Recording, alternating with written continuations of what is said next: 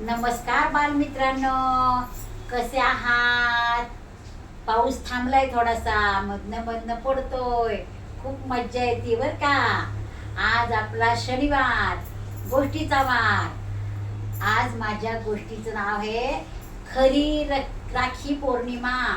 बर का मुलांनो, आता राखी पौर्णिमा होऊन गेली की नाही, मग आपण बहीण भावाला राखी बांधते की नाही, मग त्याचीच मी तुम्हाला गोष्ट सांगणार आहे. गोष्टीचं नाव आहे खरी राखी पौर्णिमा.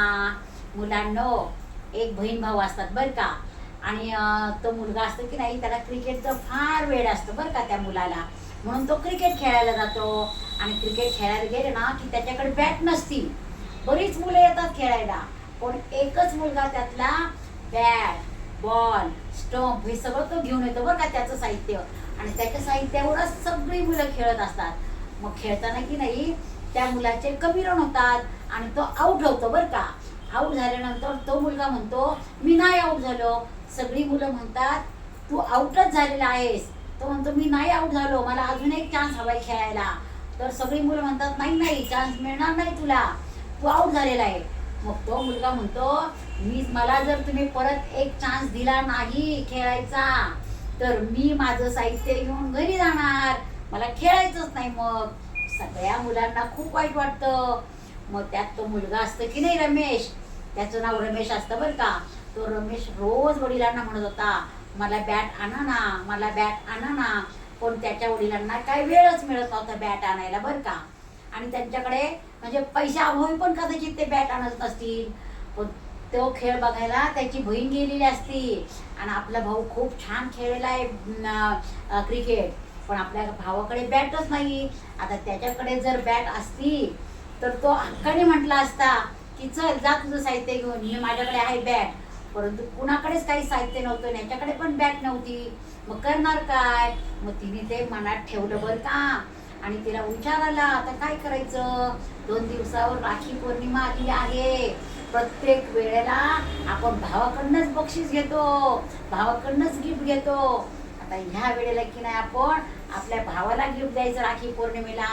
मग ती घरी जाती, आता किती पैसे लागतील बॅटला, विचार करते, आणि कुठून आणायचे. मग तिच्या लक्षात येतं, आपण पिगी बँक आहे ना, आपली पिगी बँक डब्बा असतो, म्हणजे पिगी बँक म्हणजे छोटा डब्बा असतो, त्यात पैसे साठवायचे असतात मुलांनी.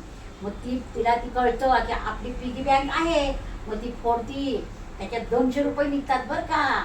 मग ते 200 रुपये घेऊन गपचूप दुकानात जाऊन एक छान बॅट घेऊन येते बरं का, आणि दाराच्या पाठीमागे लपून ठेवती.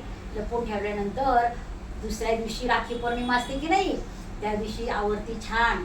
मग त्या भावाला पण म्हणती, तू पण छान आवर, मी तुला राखी बांधणार आहे आज बरं का. भाऊ म्हणतो बरं.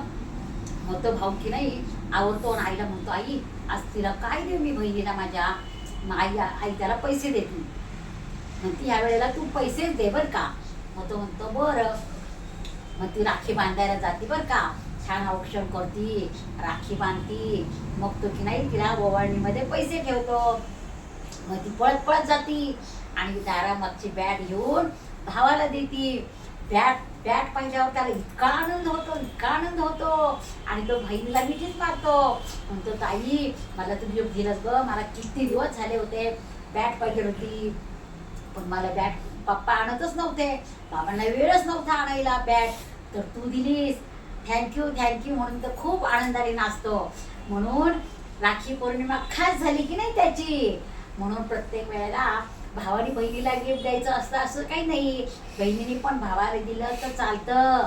असं एकमेकावर प्रेम करायला लागतं बरं का मुलांनो. आवडली का गोष्ट? आवडली असल्यास सबस्क्राईब करा, शेअर करा, आणि लाईक करायला विसरायचं नाही. यातून आपण काय शिकलो की बहीण भावांनी एकमेकावर अंतःकरणापासून प्रेम केलं पाहिजे.